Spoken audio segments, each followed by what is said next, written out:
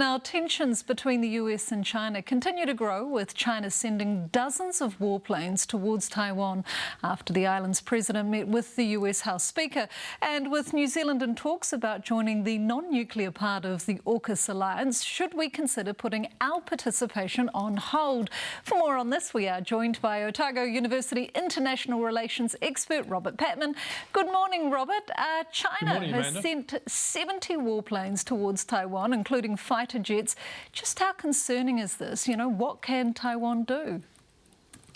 Well, what's triggered this is the visit of Taiwanese leader Tsai Ing-Wen to the United States, despite China's warnings about this happening.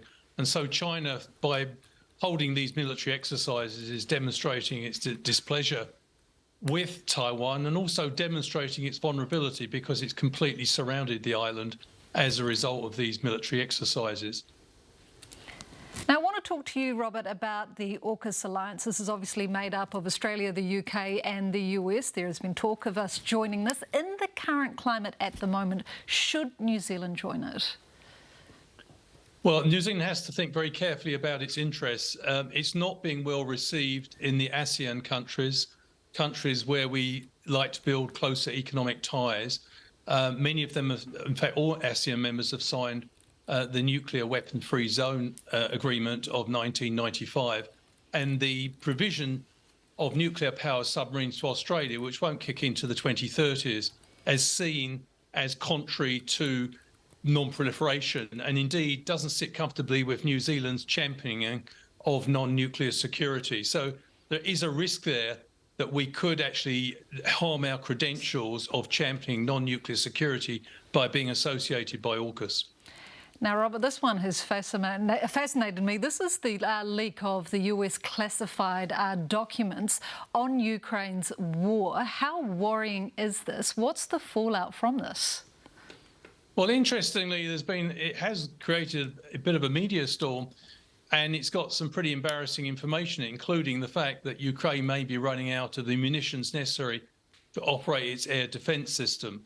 But there is no direct information about the looming counteroffensive that Ukraine is undoubtedly planning against Russia. So there's a lot of speculation that this is a bit of a we don't know who was responsible for the leak, whether it was leaked by someone within the Pentagon who may not be sympathetic to America's support for Ukraine, or whether it was indeed hacked. Someone got in to the American information system and stole the information and circulated it. We're not sure who is responsible, but it certainly is raising questions about the security of American information and is causing a lot of concern amongst Five Eyes partners. I bet it is, and I understand that Russia did alter the documents. Comes as no surprise to anyone. We'll leave it there. Otago University International Relations expert Robert Patman, thank you so much for your insight this morning.